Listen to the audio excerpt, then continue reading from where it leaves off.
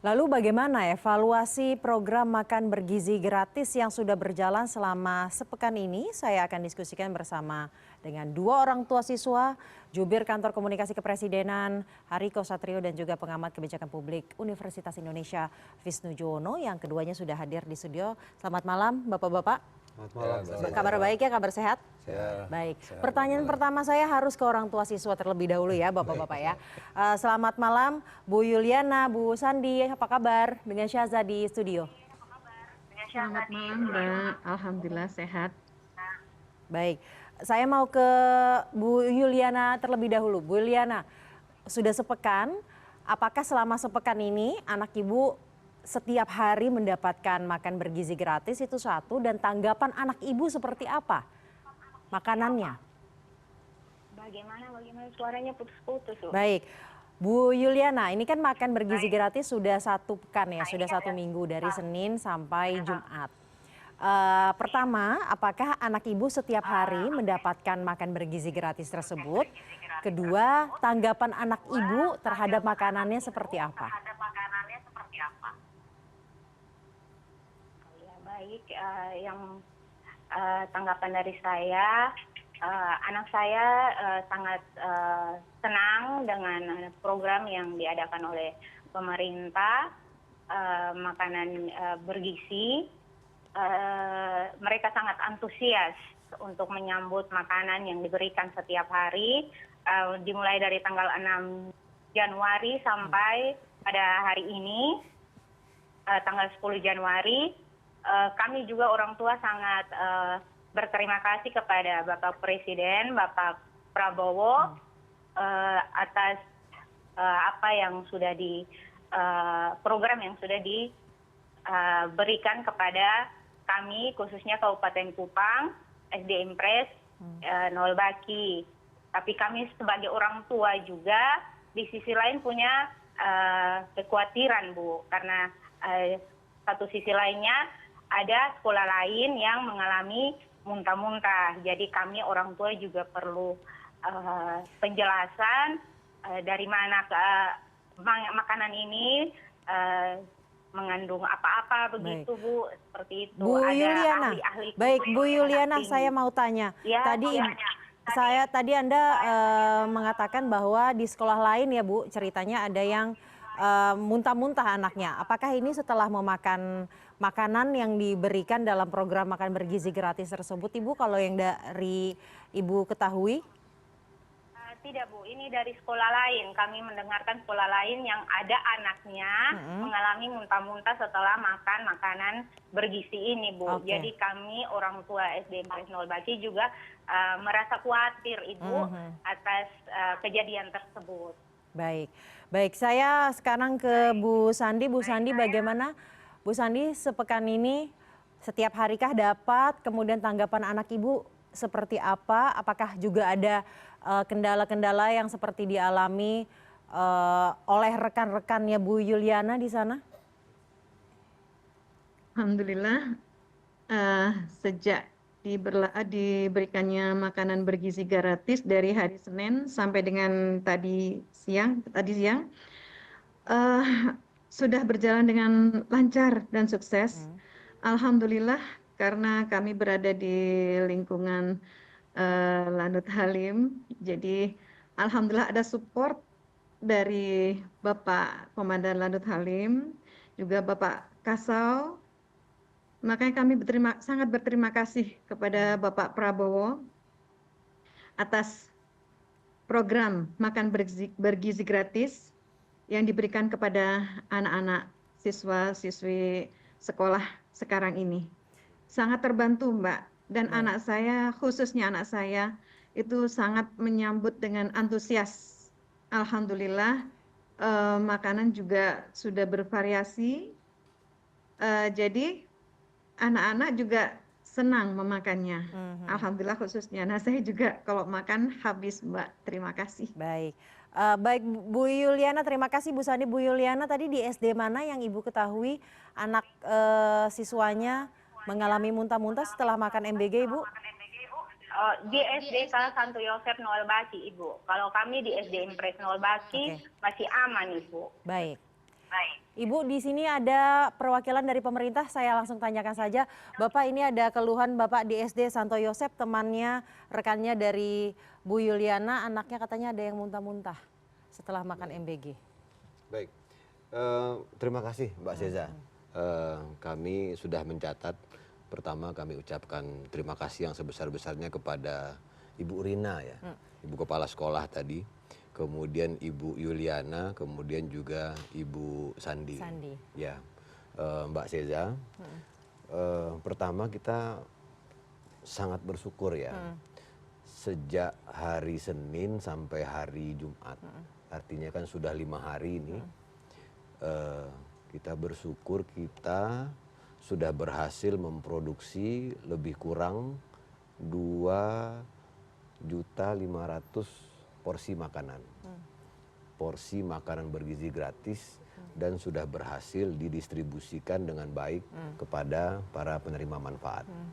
Dan kami melihat kerjasama yang sangat luar biasa di lapangan antara kementerian, lembaga, dukungan dari ibu bapak, dari netizen dan segala macam. Dan kami juga sampai ke kelas-kelas dan di kelas-kelas itu anak-anak mengucapkan terima kasih. Sebetulnya kami juga heran, itu kan sebetulnya hak dari anak-anak itu. Makanan bergizi gratis itu adalah hak dari anak-anak kita. Seperti yang disampaikan oleh Bapak Presiden Prabowo, uang rakyat itu harus dirasakan oleh setiap keluarga. Jadi uang rakyat itu APBN yang berasal dari pajak, terima kasih kepada para pembayar pajak, itu harus sampai ke perut anak-anak kita. Harus sampai kepada perut para ibu hamil dan lain sebagainya. Nah, mengenai apa yang dialami oleh saudara kami tadi, Ibu Yuliana, Rekannya Ibu Yuliana. rekan dari Ibu Yuliana, kami sudah mencatat.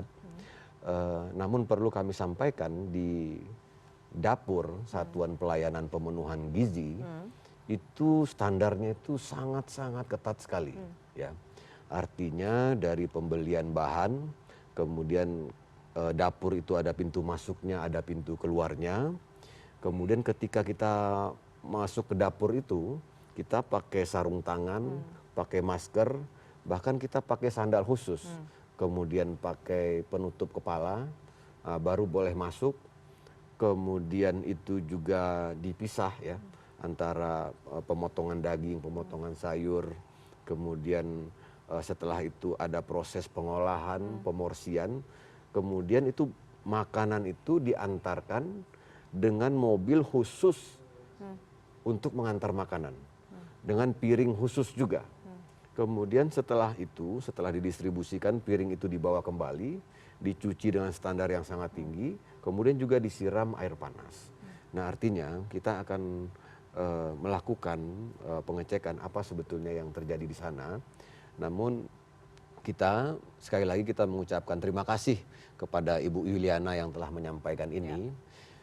Kami melihat apapun yang disampaikan oleh masyarakat, baik itu apresiasi maupun kritik, itu sesungguhnya ada cinta di situ. Baik, bukan akan ketidaksukaan, dievaluasi ya akan Pak ya, kami di perbaiki. SD Santo Yosep di Santo Yosep, Kupang ya. NTT Pak. Jadi bisa langsung dilakukan pengecekan langsung ke lapangan ya. SPPG di sana ya. Baik, kami akan sampaikan kepada pemerintah tentunya, dan kami sangat mengapresiasi sejauh ini kerja keras dari Badan Gizi Nasional. Dan perlu juga kami sampaikan sedikit Mbak, jadi program makan bergizi gratis ini kalau di handphone kita itu sama seperti aplikasi, akan terus disempurnakan kan, akan terus disempurnakan. Nah, proses penyempurnaannya ini kami sangat berterima kasih kepada para netizen, masyarakat yang terus memberikan kritik dan saran. Berbicara mengenai proses penyempurnaan itu artinya harus ada evaluasi dulu ya Pak ya, harus, Mbak. agar bisa terus dikembangkan, disempurnakan. Bagaimana evaluasinya Pak Wisnu? Iya, jadi kan ini program makan bergizi gratis ini memang program utamanya Pak Presiden Prabowo ya, yang merupakan bagian dari kampanye ya, yang waktu beliau menjadi calon presiden pada waktu itu. Dan tentu saja pelaksanaannya langsung didorong pada awal tahun. Dan kita tahu kan ada transisi dari Oktober pada saat pembentukan kabinet. Kemudian itu kan juga kabinet ini baru berjalan kan sekitar 2 bulan. Belum lagi waktu itu kabinetnya membengkak ya, penambahan menteri dan lain-lain. Kemudian seperti yang kita ketahui bahwa Badan Gizi Nasional ini adalah badan baru, ya, jadi badan yang baru dibentuk. Jadi saya yakin pasti staf-stafnya itu belum lengkap sampai ke daerah-daerah. Sedangkan ini kan sebuah program yang langsung didorong hingga ke 26 provinsi. Ini kan pilot ya, 600.000 Dan bukan program sekolah. yang sederhana ya? Iya, iya. Iya, makanya ini kan dilaksanakan pilot ya, bulan Januari ini ke 26 provinsi dan lain-lain. Makanya saya tidak heran mungkin masih ada kekurangan di sana-sini gitu ya. Dan itu kan terbukti tadi disampaikan oleh kepala sekolah ya. Karena memang ini hal yang kompleks ya. Tadi Bapak nyampaikan itu kan prosedurnya sangat rigid banget ya, SOP-nya sangat ketat ya, dan tentu saja kapasitas dari yang mengerjakan SOP itu kan berbeda-beda di setiap daerah. Apalagi kan kita lihat kan misalnya membandingkan kapasitas birokrasi di Jawa dengan kapasitas birokrasi di Kupang kan tentu saja berbeda. Ya jadi tidak heran ya mungkin masih ada yang miss gitu kan, sehingga akhirnya mungkin secara tidak sengaja ya, tentu nggak by design ya, kalau makanan basi segala macam itu kan pasti ada unsur insidensial yang pasti itu terjadi karena yaitu perbedaan kapasitas dalam hal birokrasi, dan ini program yang didorong begitu masif. Jadi menurut saya ini Tergesa-gesa tidak pilot projectnya sebenarnya? Ya maksud saya justru karena pilot ini kan terbatas ya, jadi saya rasa ini merupakan kesempatan pemerintah untuk terus melakukan evaluasi. Jadi jangan anti dengan masukan-masukan ya, gitu ya. Masukan-masukan yang begitu banyak karena kan pada saatnya nanti kan akan di roll out ke seluruh Indonesia dan total dananya kan mencapai 71 triliun. Jadi saya rasa ini sesuatu yang kesempatan yang baik bagi pemerintah untuk mendengarkan masukan-masukan yang ya mungkin negatif juga ada gitu. Betul. Salah satu yang di highlight pada pekan ini sebenarnya distribusi makanan ke sekolah-sekolah. Saya mau tanya ke dua orang tua siswa dulu, ke Bu Sandi dulu. Ibu, kalau dari pengamatan Ibu dan juga anak Ibu ya, kapan makanan itu tiba di sekolah? Pukul berapa Ibu? Tiba di sekolah sekitar pukul 10-an Mbak. Jadi mulai anak-anak makan siang itu sekitar jam 11-an. Jam 11. Dan jam 11 itu memang jam istirahat anak-anak? Iya, pas jam makan siang Mbak. Pas jam makan siang, baik. Kalau dari sepekan itu tepat waktu? Iya, alhamdulillah. Kalau Bu Yuliana seperti apa Bu Yuliana? Tiba di sekolah? Baik, kalau kami halo? Ya, silakan Ibu. Halo, ya. Kami di Kabupaten Kupang datangnya jam 8.30 pagi, lalu diberikan kepada anak-anak jam 9 pagi, teng-teng. Jadi untuk sarapan? Iya, jadi untuk sarapan paginya jam 9 pagi. Baik, apakah anak-anak biasanya kalau di sana sarapan pagi di rumah atau tidak Ibu? Kebanyakannya kami di sini orang tuanya petani, jadi banyak orang tua yang sudah pergi ke sawah, ke kebun, jadi kebanyakan anak-anak tidak sarapan pagi, Ibu. Jadi dengan bantuan dari pemerintah ini sangat membantu untuk sarapan anak-anak di sekolah. Dengan menambah makanan ini, mereka mempunyai tenaga untuk menghadapi pelajaran yang ada di sekolah, Ibu. Baik, itu artinya waktu distribusinya sudah tepat ya, jam 9 pagi untuk sarapan, kemudian tadi jam 11 siang yang di Jakarta untuk makan siang. Namun ada titik-titik yang tidak seberuntung mereka ternyata. Ada yang telat, misalkan anak-anak pulangnya jam 12 baru sampai jam setengah 12. Mereka sudah keburu kelaparan atau keburu mau pulang sekolah. Atau makanan sudah dari pagi, datangnya siang, sudah nggak enak lah istilahnya makanannya. Menjawab hal itu bagaimana evaluasi untuk pekan depan? Ya, sekali lagi terima kasih yang sebesar-besarnya kepada Ibu Yuliana, Ibu Sandi. Jangan ragu-ragu untuk menyampaikan masukan. Ya, kritikan itu seperti apa ya, seperti sayur ya. Mungkin tidak semua orang suka, tapi kritikan itu betul-betul menyehatkan. Artinya kita akan terus sempurnakan. Kalau hari ini terlambatnya 10 menit, akan besoknya kalau bisa sudah 5 menit terus sampai dia sempurna. Untuk itu kami sampaikan perumpamaan tadi. Ini seperti apa ya, seperti Google Map itulah. Awal-awal kemunculannya pasti banyak salah. Betul. Tapi kendalanya apa, terus Pak? disempurnakan. Kendalanya apa Kalau hingga kami akhirnya perhatikan ya, ada keterlambatan? jadi ibu bapak kita yang bekerja di satuan pelayanan ini, pemenuhan gizi atau kami menyebutnya dapur MBG, itu kan ada yang masuk kerjanya jam 7 malam. Kemudian istirahat, jam 12 bangun atau jam 1 bangun, jam 2 beliau memasak, kemudian ada pemorsian, setelah pemorsian itu kemudian didistribusikan. Nah biasanya di satu dapur itu memproduksi 3.000 sampai 3.400 porsi makanan. Nah didistribusikan ke 20 titik misalnya, 7 posyandu atau 13 sekolah. Nah ada yang punya mobil operasional 1 atau 2. Nah 2 mobil operasional ini kemudian menyampaikan makan bergizi gratis itu ke sekolah dan ke posyandu. Terkadang di jalan itu ada juga masyarakat yang saking gembiranya makan bergizi begitu. Terus ada yang anak-anak yang ngikutin dari belakang begitu ya. Kemudian kita kadang-kadang juga ada kendala di jalan, misalnya kalau ada yang parkir tidak pada tempatnya, itu juga jadi kendala. Karena 1 menit, 2 menit, 3 menit itu sangat berarti di sekolah. Nah, itu akan terus disempurnakan. Berarti salah satunya adalah kekurangan kendaraan operasional. Saat ini sebetulnya bisa diatasi kalau manajemennya akan terus kita perbaiki. Misalnya 20 titik itu benar-benar dihitung. Kalau misalnya kendalanya itu jalanan kecil, artinya di beberapa tempat ada juga yang menggunakan bentor itu. Yang penting makanan itu tertutup dengan baik, itu akan sampai kepada anak-anak itu. Nah tadi saya ada yang menarik tadi yang disampaikan oleh Ibu Yuliana ya, kalau beliau menyampaikan profesi beliau sebagai petani, Mbak Seza, itu juga sebelum proses makan itu pesan dari Presiden kita Bapak Prabowo Subianto disampaikan agar semua anak-anak Indonesia menghormati profesi petani, menghormati profesi nelayan, pekebun, peternak, juru masak, apapun lah profesi, wartawan, apapun, karena berkat kerja keras semua pihak itulah makanan bisa sampai di sini. Dan itu pesan itu selalu disampaikan. Kemudian pesan-pesan lainnya ya agar kita tidak tidak boleh menghina orang lain, tidak boleh membuli. Jadi ada budaya-budaya baru yang memang dibangun di situ.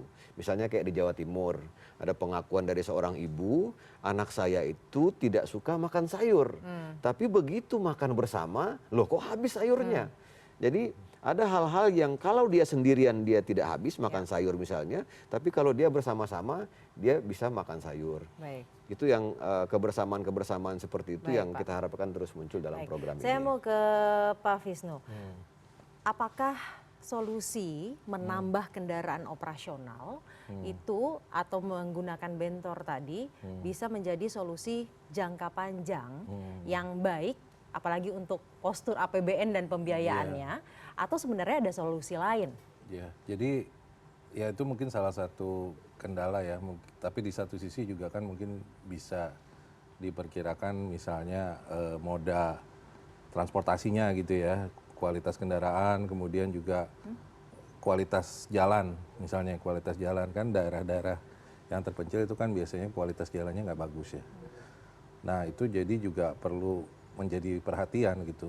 Tapi mungkin kalau misalnya penambahan kendaraan itu bisa menambah biaya, mungkin hal yang bisa dilakukan adalah mencoba berkoordinasi dengan para dinas yang udah ada di daerah itu. Kan mereka juga punya kendaraan operasional. Atau mungkin polisi-polisi daerah atau aparat TNI AD yang ada di daerah gitu kan, kodam-kodam misalnya. Itu kan bisa, mereka juga pasti punya moda transportasi yang bisa dikoordinasikan. Polres, Kodam, dan lain-lain itu yang diberdayakan. Saya setuju dengan Pak Wisnu. Artinya kita harus menunda kesimpulan bahwasanya ini kendaraan kurang atau tidak. gitu kan. Karena kita sangat hati-hati sekali menggunakan uang yang 71 triliun ini, jangan sampai kita langsung mengambil kesimpulan, wah kendaraannya kurang, kemudian dibelikan mobil baru. Ya. Nah, karena ini kan uang rakyat kan, begitu pesan dari Bapak Presiden. Artinya akan coba dimaksimalkan apa yang ada hari ini, misalnya ke 20 titik, ada 2 mobil di situ, akan diatur sedemikian rupa waktunya sehingga bisa on time. Kenapa saya sampaikan demikian? Karena ada juga di SPPG yang terbukti on time dengan 2 kendaraan operasional itu, begitu Mbak. Jadi kita belum bisa menyimpulkan kalau ini kendaraan operasionalnya kurang. Baik, tadi sudah menyinggung mengenai anggaran 71 triliun rupiah. Tidak bisa saya tidak tanyakan bahwa ada pernyataan bahwa saat ini uangnya masih dari uang pribadi Bapak Presiden Prabowo Subianto, khususnya yang di Kendari. Tapi ke Pak Visnu dulu sebenarnya dalam kebijakan publik itu sebenarnya seperti apa? Apakah itu secara administrasi negara, secara kebijakan publik itu baik dilakukan atau seperti apa pandangannya? Jadi tentu saja ini tidak bisa menjadi presiden yang harus diulang terus ya, karena kan tentu saja menghargai misalnya Pak Prabowo menggunakan uang pribadinya kalau memang terbukti benar untuk program makan siang gratis ini. Ya jadi ini menunjukkan bahwa mekanisme administrasi dan prosedur anggaran juga perlu disesuaikan gitu. Kalau memang pada akhirnya kan ini menunjukkan bahwa ada mekanisme administrasi penganggaran dan pencairan yang mungkin tidak bisa begitu cepat ya. Padahal kan Pak Prabowo inginnya program makan siang gratis ini udah mulai di roll out bulan Januari ini. Nah berarti kan ini masukan lagi untuk mengevaluasi prosedur administrasi, prosedur keuangan, sehingga nantinya tahun depan ya tidak perlu lagi menggunakan uang pribadi karena ini kan pastinya jangan sampai tahun depan lah ya Pak ya. Iya makanya maksudnya ini kan tentu saja ya bagus ada orang yang bisa menyumbang tapi kan ini pada akhirnya menggunakan anggaran negara ya pada akhirnya harusnya prioritas tetap menggunakan anggaran negara gitu ya. Pada bulan Januari sebenarnya timeline APBN 2025 itu sudah cair atau belum Pak sebenarnya? Ya itu dia masalahnya kan ini udah menjadi rahasia umum ya bahwa prosedur anggaran dari perencanaan, verifikasi dan realisasi anggaran itu tidak sebentar ya. Jadi ya kita udah lihat ya setiap tahun kan ada ritual mencoba merealisasikan anggaran menjelang akhir tahun ya karena yaitu realisasi anggarannya selalu tidak optimal menjelang akhir tahun akhirnya pada bulan Oktober, November, Desember pada panik tuh gimana sehingga akhirnya hotel-hotel kan penuh dengan acara pemerintah dan itu kan yang dikritik oleh Pak Prabowo kemarin kan. Langsung saja kita tanyakan. Berarti anggaran APBN 2025 sebenarnya belum sepenuhnya cair ya Pak ya? Belum. Ya menurut pada mekanisme seperti berdasarkan tradisi ya. Birokrasi. Dari mana Pak anggarannya pada 1 pekan ini? Iya, terima kasih Mbak Seza. Yang di Kendari itu memang sebelumnya ada uji coba makan bergizi gratis untuk beberapa bulan. Jadi yang digunakan pada tanggal 6 kemarin itu adalah sisa anggaran uji coba yang diberikan oleh Presiden Prabowo. Begitu. Untuk di wilayah lain menggunakan anggaran dari mana Bapak? Iya, ini APBN. APBN tahun 2025 sebesar 71 triliun. Baik, sudah dari APBN 2025 sudah cair ya Pak ya? Iya, nanti kita akan sampaikan laporannya dan lain sebagainya. Baik, kemudian pertanyaan selanjutnya ke ibu-ibu dulu nih ya Pak ya. Bu Yuliana, Bu Sandi. Kalau kami mendapatkan informasi di beberapa sekolah lain, di daerah lain ada kantin sekolah yang agak keberatan ya dengan adanya MBG karena penjualan mereka, penghasilan mereka jadi menurun. Bagaimana kondisi di kantin sekolah di sekolahnya Bu Yuliana terlebih dahulu? Baik, untuk SD Impres 0 Baki memang menurun, tapi di sisi lain kami orang tua sangat bersyukur karena jajanannya anak bisa dikurangi. Baik. Kalau Ibu Sandi bagaimana Ibu kondisi di kantin sekolah? berdasarkan pengamatan anak saya. Jadi karena makan bergizi gratis ini diadakan untuk makan siang, jadi kantin tetap ramai. Jadi Masih kan tetap ramai, untuk Mbak. jajan ya sebelum makan siang ya. Iya, Baik, betul. baik.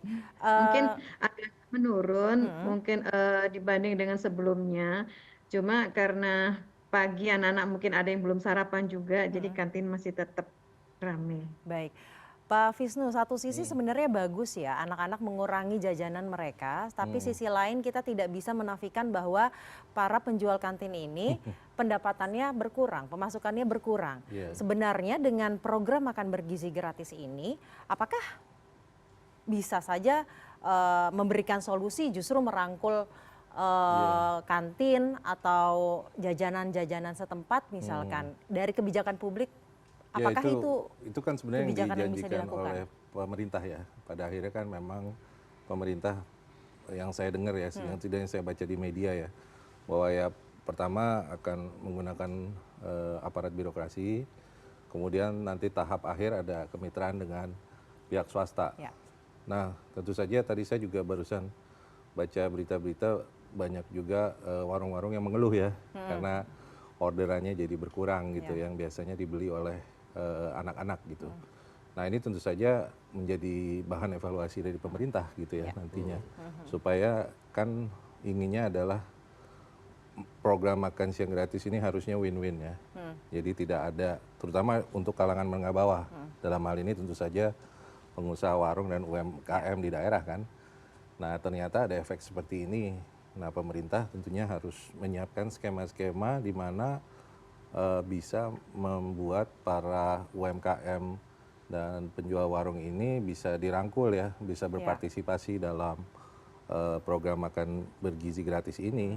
Tentunya dengan berpartisipasi dalam pembuat dapur-dapur itu. UMKM setempat itu diberdayakan lah Tapi ya. kan di satu sisi juga harus diperhatikan higienisnya gitu kan, karena kita kan tahu ya bahwa ya warung Tegal atau apa kan juga dari segi higienisnya juga harus diperhatikan juga. Jadi ya ini tidak mudah, tetapi pada akhirnya arahnya harus ke sana. Harus ke sana, gitu. baik. Pak Hariko, Baik. kenapa keputusan awalnya justru membuat dapur umum dengan SPBG itu dibandingkan tadi memberdayakan juga nih kantin, warung sekitar, karena memang yang digaungkan dari tahun lalu adalah tidak hanya memberikan makan tapi juga membangkitkan ekonomi. Betul, betul, betul. Terima kasih sekali Mbak Seza. Jadi keputusan dari pemerintah kita membangun Satuan Pelayanan Pemenuhan Gizi atau Dapur MBG ini untuk pertama ada 3 hal ya, menjamin kualitas gizi. Ya. Jadi gizi harus terpenuhi karena program ini kan program pemenuhan gizi. Dan 58% anak-anak kita memang pola makannya buruk.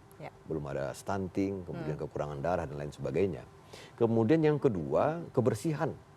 Kebersihan ini harus benar-benar terjamin. Kemudian tata kelola limbahnya. Nah, untuk itu kalau kita perhatikan di berbagai negara di awal program ini dimulai, memang dibuatkan percontohan. Artinya ada satu dapur, dan dapur ini juga menyerap tenaga kerja sebanyak 50 orang. Dari masyarakat sekitar kan? Ya, ada sekitar 47 orang dari masyarakat di sekitar. Sementara yang 3 orang lagi itu ada sarjana pembangunan, yaitu kepala unit, kemudian ada ahli gizi, ada akuntan, dan rata-rata masih muda-muda, usianya masih di bawah 30 tahun gitu ya.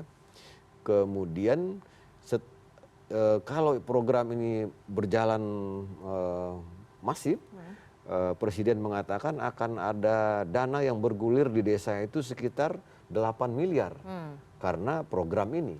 Itu belum termasuk dana desa yang 71 triliun juga angkanya, yang juga akan bergulir ke desa-desa. Itu artinya ke depan akan memberdayakan UMKM setempat juga? Iya, kan dapur ya. Dapur itu setiap orang itu nanti akan bisa menjadi supplier. Untuk dia misalnya dia punya di depan rumahnya dia punya ternak lele, dia akan bisa ikut koperasi di situ. Kemudian dia juga bisa menyumbang makanan di situ. Artinya jumlah tenaga kerja yang lahir dari program makan bergizi gratis ini cukup banyak. Namun yang paling penting tadi itu, Presiden ingin sekali betul-betul intinya bagaimana sejak usia pelajar anak-anak itu sudah merasakan Mendapatkan gizi yang negara hadirlah di tubuh mereka, Baik. kira-kira begitu. Ini sama dengan program apa ya, pemeriksaan kesehatan gratis, ya kan? Nah, di dan zaman apa yang dilakukan oleh pemerintah sekarang dengan SPPG sebenarnya adalah setting di standar iya, terlebih dahulu ya, artinya agar nantinya uang bisa itu, diikuti oleh UMKM makanya lain. Baik. Presiden kita selalu menyampaikan gimana caranya di 2025 ini kita betul-betul hemat agar uang negara itu banyak, Baik. sehingga di 2026 lebih banyak lagi yang akan mendapatkan makan bergizi gratis. Dan sudah terbukti nih, selama 2 bulan Bapak Presiden Prabowo menjabat, Baik. dengan penghematan perjalanan dinas kita sudah menghemat 3,6 Baik, dan akan triliun. kita kawal terus ya Pak, khususnya 3,6 triliun kita akan sudah kita hemat. kawal terus, Makasih. khususnya program makan bergizi gratis ini, harus dikawal. karena agar program ini terrealisasi dengan baik, kerjasama kita Terima semua kasih. juga ya, saling mengevaluasi Harus. dan juga didengarkan oleh pemerintah. Dan terima kasih orang tua siswa, para orang kasih, tua Ibu siswa Yuliana. telah Terima mau kasih, bergabung Mbak bersama Sandi. kami. Ada Bu Yuliana Molamite dari Kupang NTT dan juga Ibu Huarsandi Kurniasari dari Jakarta. Terima kasih dan juga terima kasih Bapak-bapak sudah mau bergabung menjelaskan mengenai MBG.